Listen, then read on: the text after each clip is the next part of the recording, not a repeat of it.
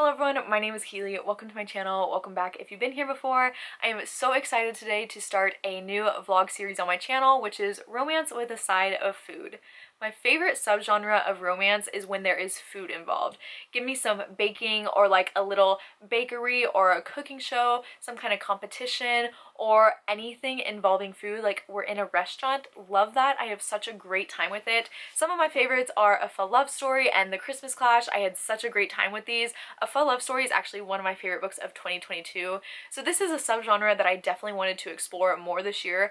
And what better time to start this than in February? So I have 3 books that I want to read this month, and the first one I have is The Donut Trap by Julie Tu. Now, I don't know anything about this yet, but I think there's gonna be donuts involved, and this cover is just so cute. The next book I have is also donuts, and that is Donut Fall in Love by Jackie Lau. And this one is also so cute as well. Once again, it looks like there's going to be donuts involved, but I'm not going to read the synopsis of these, so as I'm reading them, I will let you know what they are about. But yes, this is the second book on my list. And finally, the third book is Love from Scratch by Caitlin Hill. Now, I know a little bit about this one. So we follow a girl, can't even remember her name from the synopsis. We follow a girl and she is getting an internship at a baking show, I believe, and she is so excited about it. But of course, there is kind of her rival that is also at this internship, and they are competing for this job. So I just feel like it's gonna be like rivals to lovers, and we're gonna have so much fun. So these are the 3 books that I have planned for this vlog. They all look very cute and go really well together, and I just feel like it's going to be a perfect way to read this month, and I am so excited. I think I'm going to start with The Donut Trap. I have been wanting to read this one for years, so yes, we're going to start with this one, and I will update you when I've started it. Okay, so I am now 100 pages into The Donut Trap, so I can tell you a little bit more what it's about.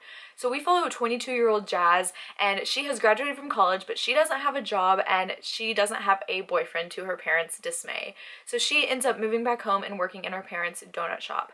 Now this donut shop is open from 4:30 a.m. till 10 p.m., so this is pretty much all Jazz does all day.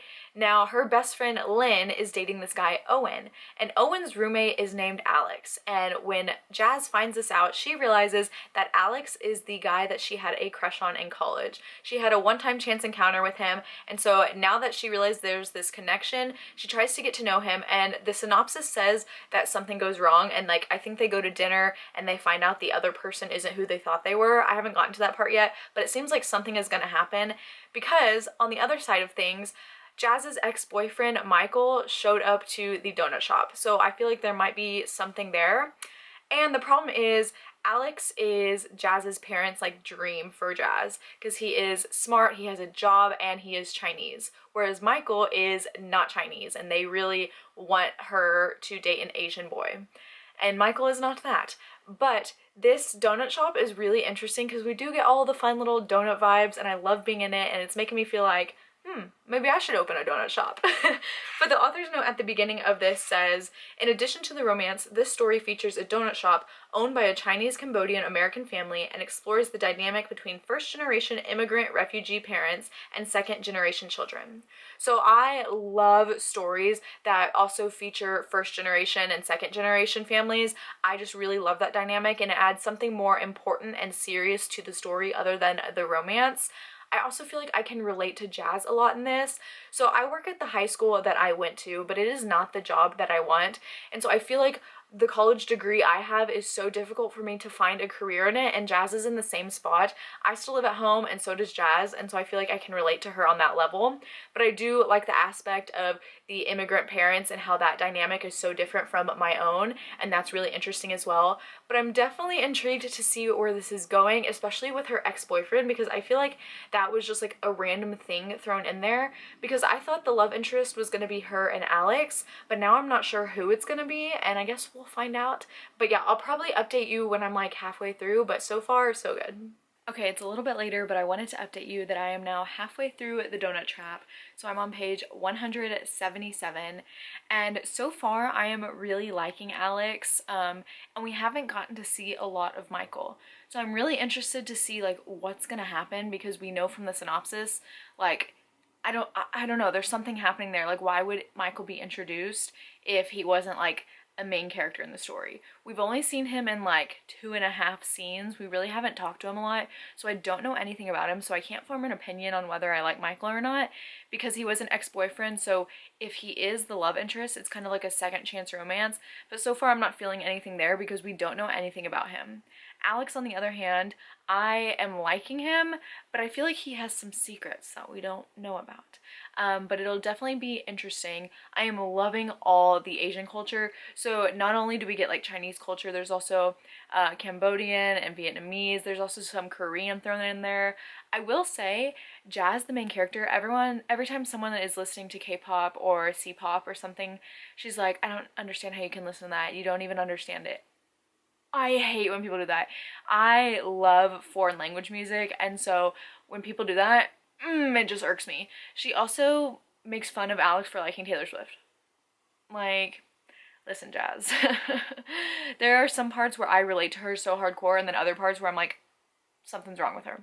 But the talk of like the job aspect is really tugging on my heartstrings right now, because 2023 started out pretty rough for me because of different job aspects and interviewing and rejections and all that, and Jazz is going through the same thing, and so I feel like it's hitting real close to home for me.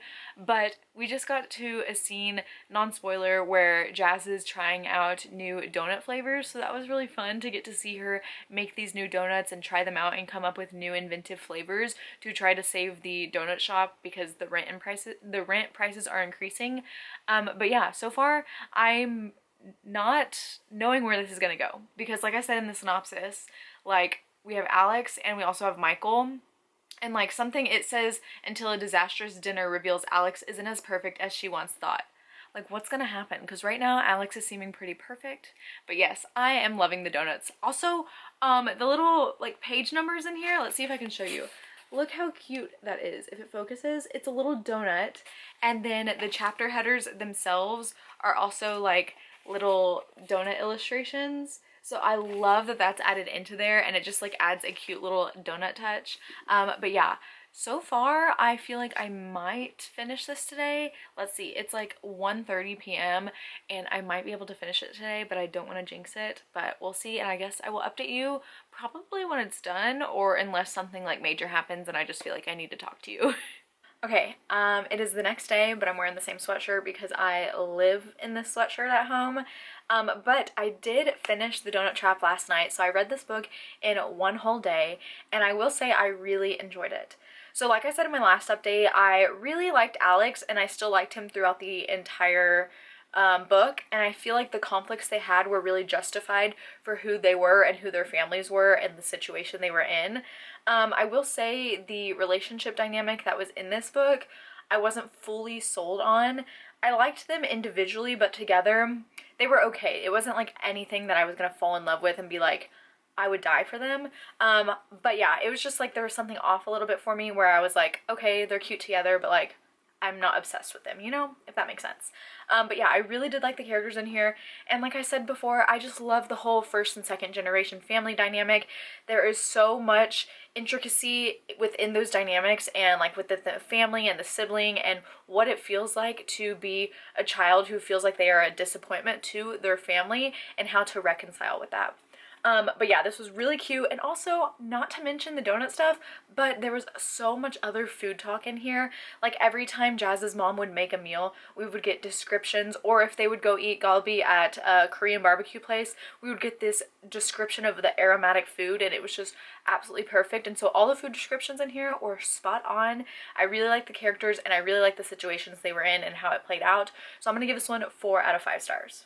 Alright, I just wanted to update you real quick that I am about to go into work, but I am planning on starting Love from Scratch today by Caitlin Hill, so we'll see how far I get. Hopefully I can read a lot today.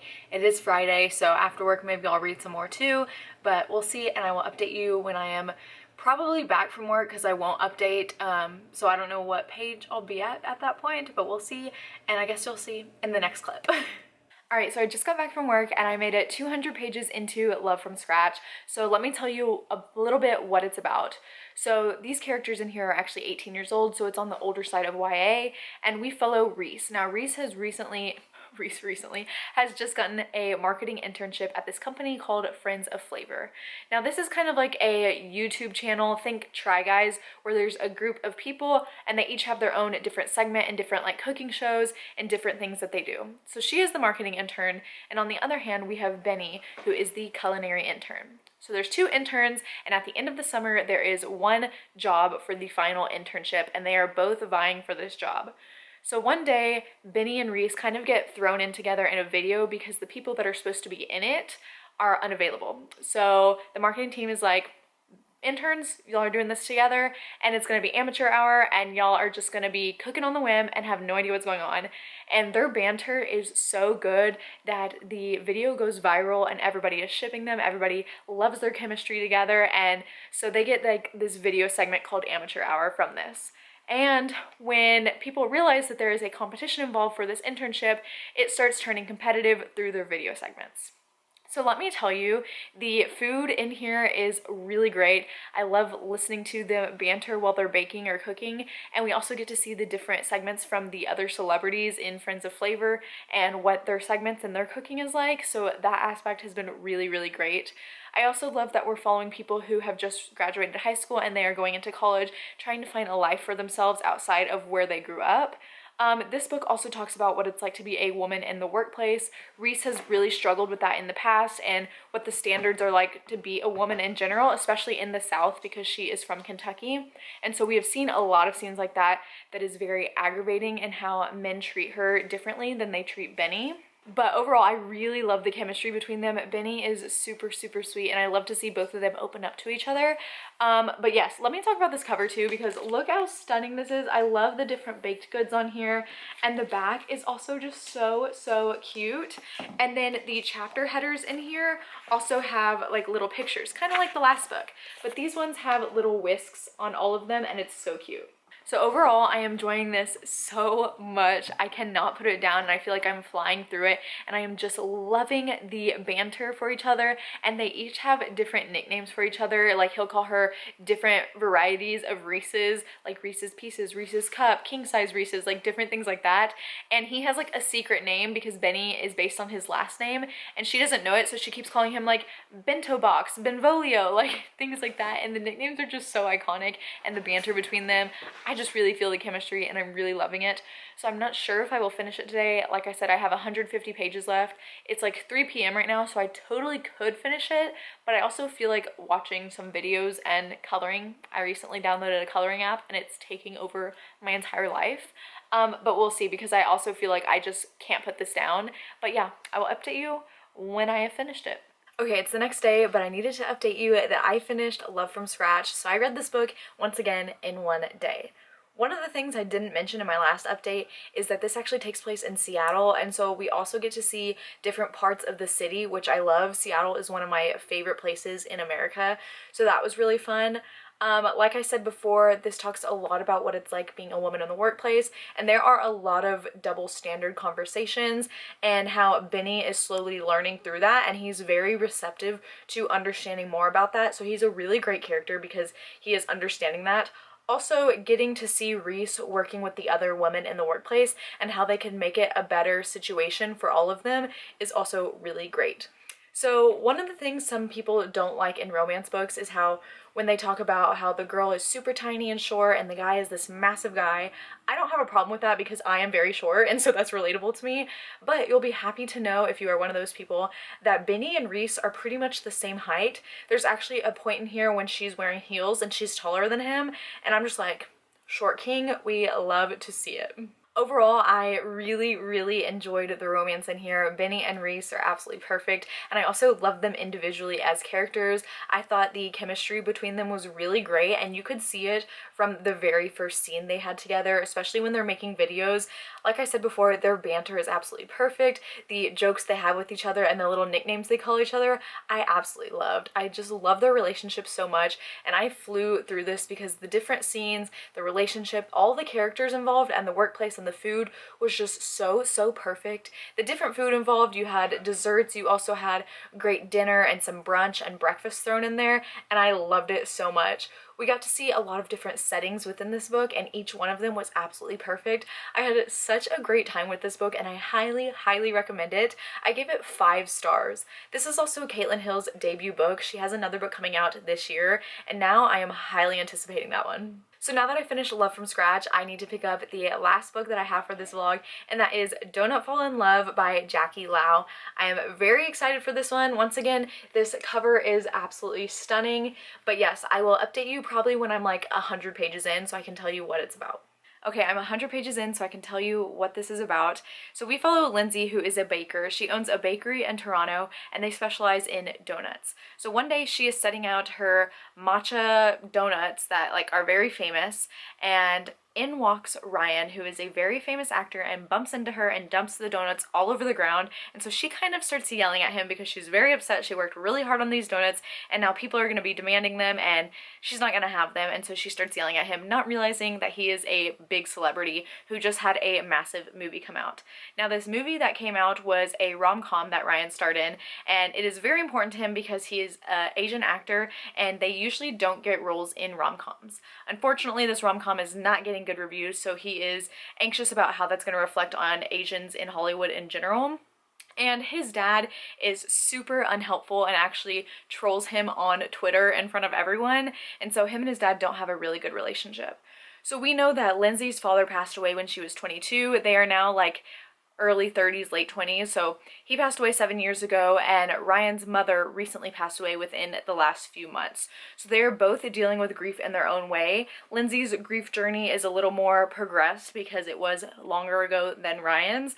So I feel like this book is going to be a lot about grief, but we've also touched on the topic of what it's like to be an Asian actor in Hollywood and how despicable some people are, or how they don't get often like these big roles. They get stuck as like the sidekick or like in racial stereotypes. So that'll be interesting to lean more into that.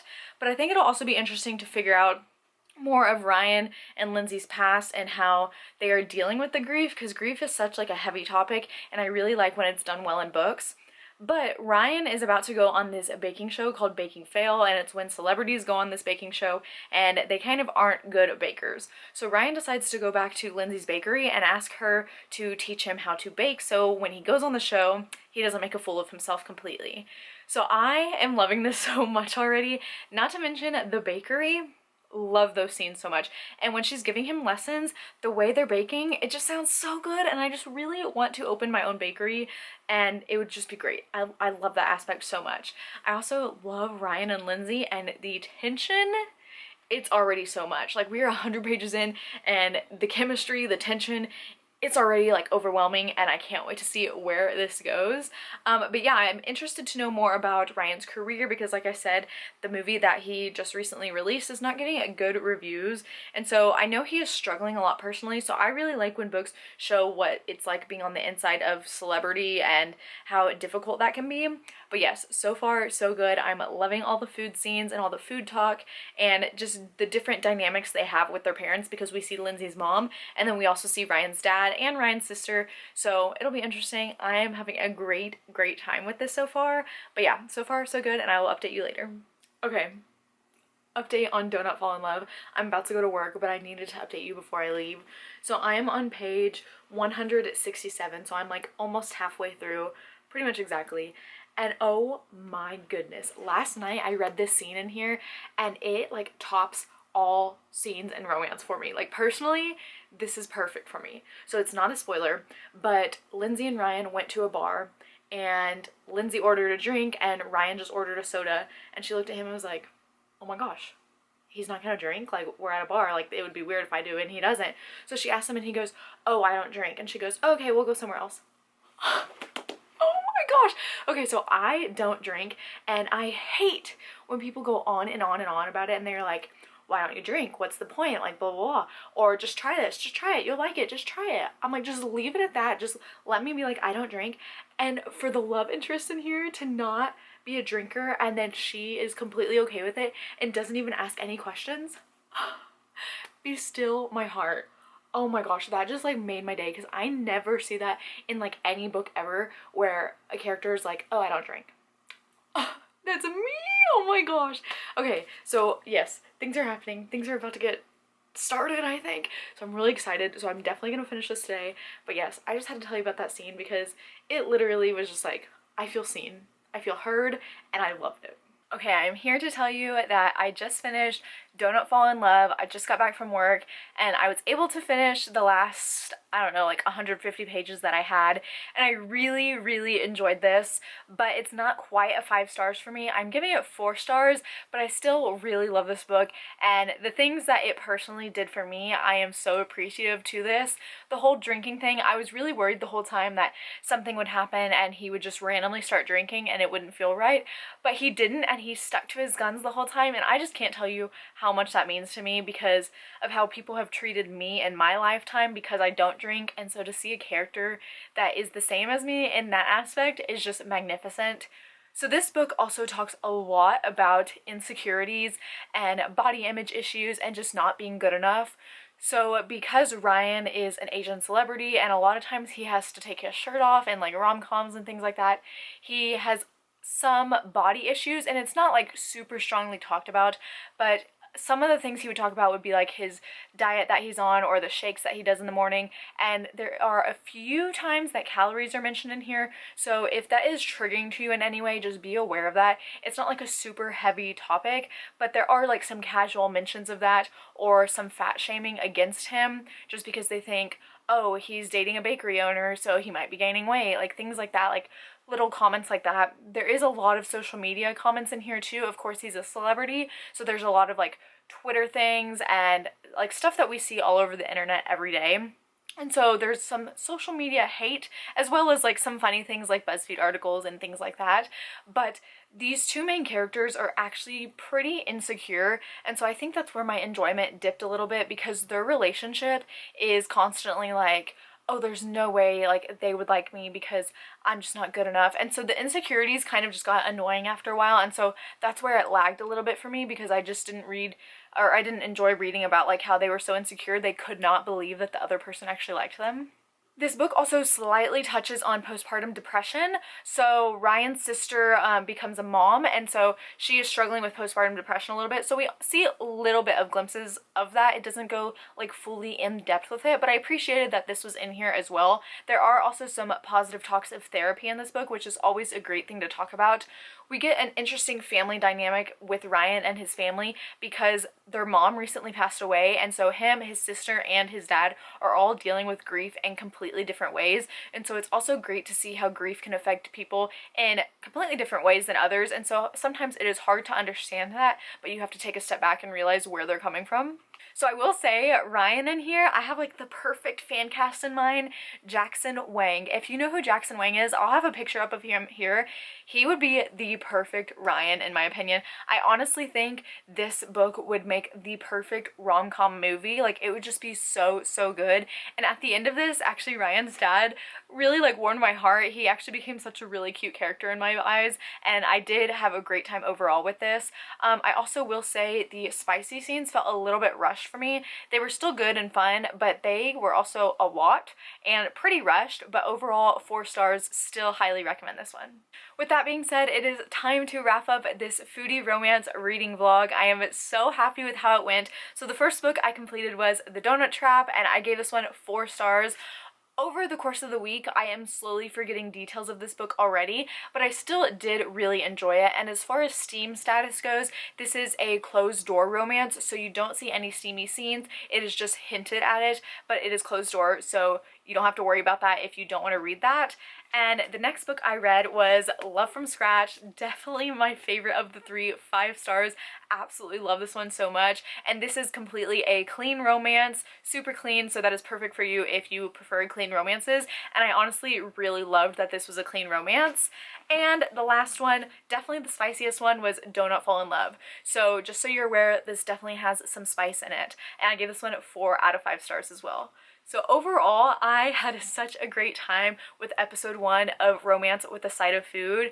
Let me know if you have any recommendations for future episodes in this series. I definitely have a whole list of books that I want to read. There are so many foodie romances out there, but if you have made it this far in the video, of course, leave the donut emoji. But that is it for this video. Thank you so much for watching. As always, all my social media links will be down below, and I'll see you next time.